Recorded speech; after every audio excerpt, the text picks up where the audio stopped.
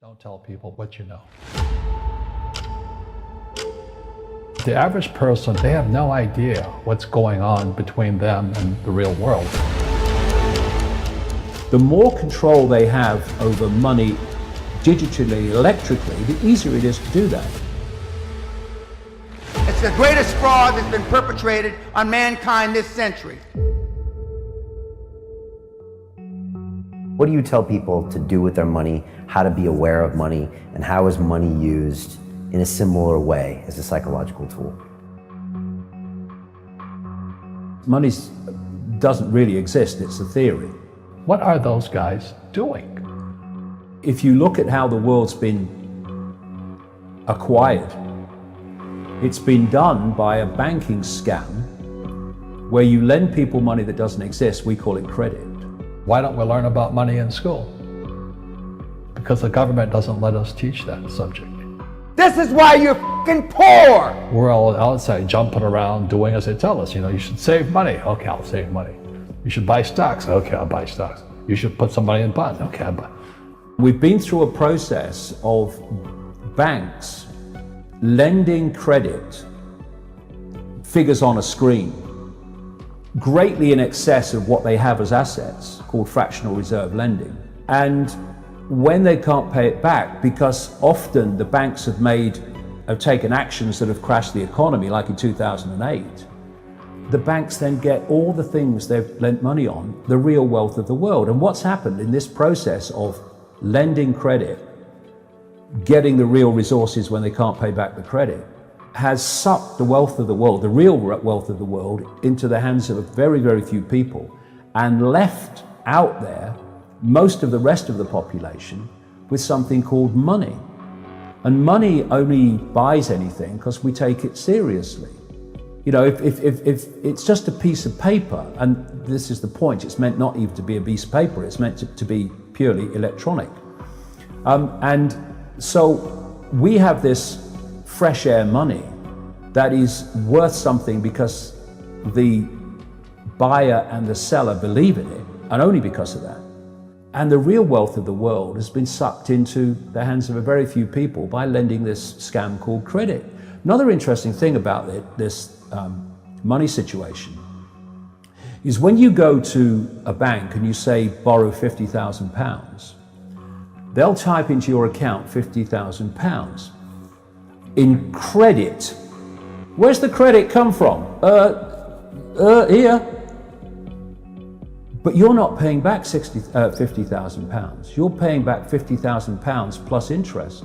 The interest is never created, only the principal. Because people think that governments create money. Money is overwhelmingly created by private banks issuing credit. That's how so-called money comes into circulation.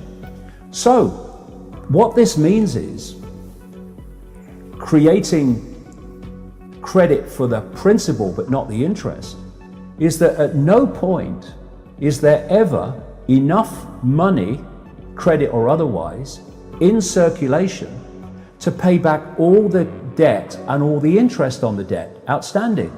So people losing their homes and their businesses and their resources, etc., is built into the system on purpose.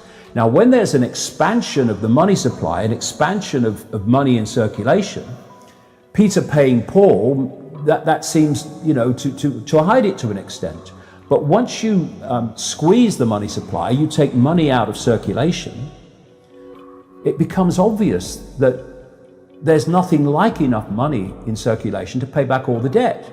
Try to park your car on a London street or in an increasing number of car parks, and you'll be hard pressed to find a pay and display machine. The only way to pay is via your mobile phone, to call a central number, or by an app such as Ringo or JustPark.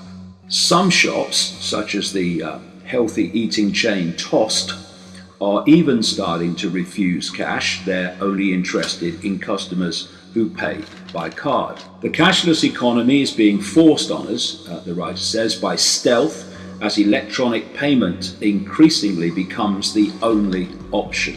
But the truth is, it's all about greed. The Boston Consulting Group estimates that banks and payment companies such as Visa and MasterCard currently make $1 trillion annually worldwide in fees, typically paid by the retailer for processing electronic payments.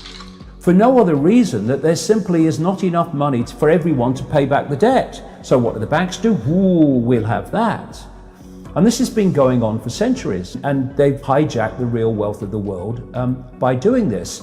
And the next stage, which is in my books from the early 1990s, is the cashless society. You know, I was pointing out, purely by knowledge of what this agenda was, that they were going to get rid of cash. And look at it. Cash is flying out of circulation. In some places like Sweden, it's almost totally cashless. They're shutting down bank branches, so you cannot interact with a bank branch locally with cash. You have to do it online because that's electronic money. And eventually they're going to take electronic cash out of circulation. Why? Because when you go into a store now or anywhere and you give them a credit card, electronic money, and they say, sorry, the system won't accept your card, well, you can still pay cash. But when there's no cash in circulation, your electronic money, which is meant to go through a microchip eventually, when they say the system won't accept your microchip or your card, you have no other means of purchase. So whoever controls the system is dictating whether you can purchase or whether you can't, whether you can eat or whether you can't. And the only other alternative to that would be barter. And I'll tell you what the plan is. The plan is to ban barter, to make it illegal on the basis that they can't tax it. So that's along the line as well. I'm not saying that there couldn't be good things with things like Bitcoin and stuff like that, as long as cash stays in circulation. That's the key. While cash is in circulation, you have other points or ways of purchase. Once there's no cash and you have only cashless digital currencies, then whoever controls them controls everything. And not only that, they can wipe your bank account. If you're a dissident of the system, as this moves on into more extremes, they can wipe your bank account and it's just gone. Because all it is figures on a screen. You can wipe figures on a screen in a second. You can, from a central point, crash the entire economy by controlling digital money and digital processes. And the idea eventually, problem, reaction, solution, create the problem and then offer the solution, is to have a gigantic crash, which they will instigate. And then to overcome the crash, they will propose a totally new economic system of central control to be the solution to the problem they've created, which is crashing the economy. And the more control they have over money digitally, electrically, the easier it is to do that. This cashless society is one key element in a whole transformation of human society to total control that involves almost every area of our lives. Indeed it does. You cannot divorce what I've just been talking about, the manipulation to the cashless society and the microchipped human, from the fact that our freedom of speech and our freedom of communication is being squeezed by the day.